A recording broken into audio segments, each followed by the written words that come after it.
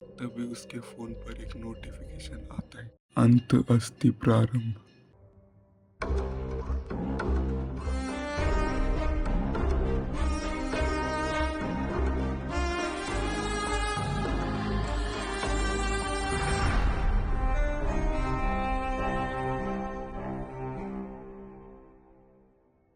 अब निखिल को एक वीडियो रिसीव होता है और जब वो उसे देखता है तो वह शुभ होता है। जब दुर्योधन ने पहली बार अपने अधिकारों को छीनते हुए देखा, उसके भीतर कुछ टूट गए। राजमहलों की दीवारों के पीछे जहाँ धर्मराज युधिष्ठिर को सत्य और न्याय का प्रतीक बताया जा रहा था, वही दुर्योधन को सिर्फ उपेक्षा और अपमान मिला। उसने सोचा, क्या मैं राजा धृतराष्ट्र का पुत्र नहीं? क्या यही मेरा राज्य नहीं? हर कदम पर उसके अधिकारों को वंचित किया गया, कभी जुए के आड़ में, कभी अधर्म के आड़ में। जब उसके भाइयों ने उसका राज्य हथियाया, क्या वो चुप बैठ सकता था? क्योंकि इसलिए कि वो पांडव थे, उनका हर कदम धर्म बन जाता था और दुर्योधन का हर कदम अधर्म। उसने अपने हक की लड़ाई लड़ी। दुर्योधन के पास कोई विकल्प नहीं बचा था। क्या अपने अधिकारों के लिए लड़ना गलत है? क्या जो हमें मिलना चाहिए उसे पाने की कोशिश करना अधर्म हो सकता है? जब लोग उसे क्रूर कहते थे तो क्या वे भूल जाते थे कि उसका हर कदम अपनी रक्षा में था और अपने सम्मान में था? तुम्हें भी मुझे मारकर क्या मिला? दुख, दर्द, पीड़ा। मैंने कहा था तुम मुझे मारकर कभी सुखी नहीं रह सकती।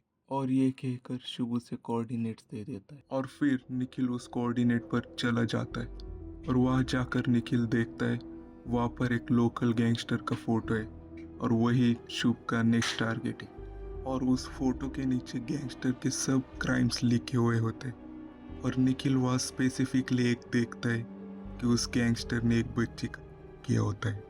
और ये सुनकर निखिल को बहुत गुस्सा आ जाता है और वो प्लानिंग में लग जाता है उस गैंगस्टर को मारने के लिए। तो उस गैंगस्टर का नाम सुभाष होता है। तो निखिल देखता है कि सुभाष हर 2-3 दिन में एक वाइन शॉप में जाकर दारू पीता है और वापस आ जाता है। एंड फॉर सम रीज़न वो गैंगस्टर अकेले ही निकल जाता था और वापस आ जाता था। निखिल को ये फैक्ट ऑड लगा, लेकिन उसने इसे जाने दिया। और फिर निखिल कुछ सीरियल किलर्स को हायर करता है ऑन डार्क वेब और उन्हें पूरा प्लान नरेट करता है कि हमें वेडनेसडे को एग्जैक्टली 10:33 को उसे मारना पड़ेगा। वो वहाँ अकेले ही होता है, यही बेस्ट ऑप्शन है हमारे लिए। और अगर हम ये चांस मिस कर देते तो हमें और 3 दिन रुकना पड़ेगा। उस दिन निखिल सीसीटीवी में देखता है कि सुबह सिर्फ ड्रिंक ही नहीं कर रहा होता, वो ड्रिंक करने के साथ ही रोने लगता है और निखिल सोच में पड़ जाता है, लेकिन क्यों रो रहा है वो?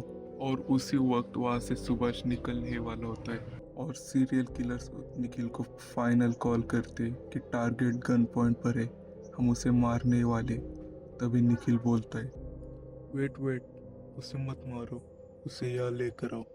यह कहकर निखिल उसे अपनी लोकेशन दे देता है और वो क्रिमिनल सुभाष को निखिल के पास सौंप देते।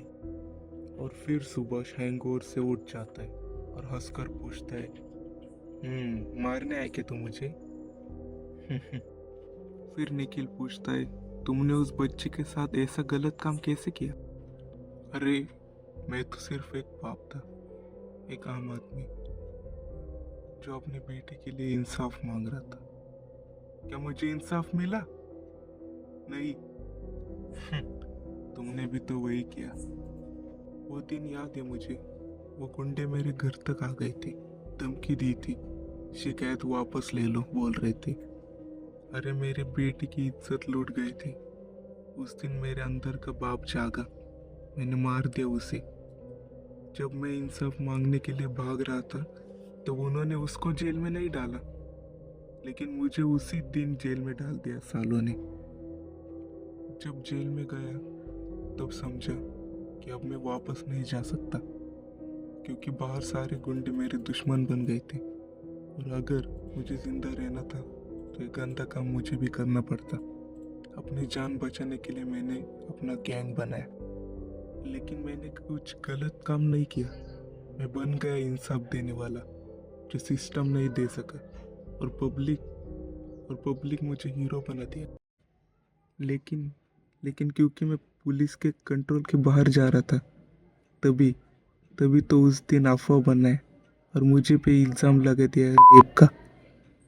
मैं जो अपनी बेटी के लिए लड़ा था, मुझे पर वही इल्ज़ाम, फॉल्स एफआईआर कर दिया मुझ पे।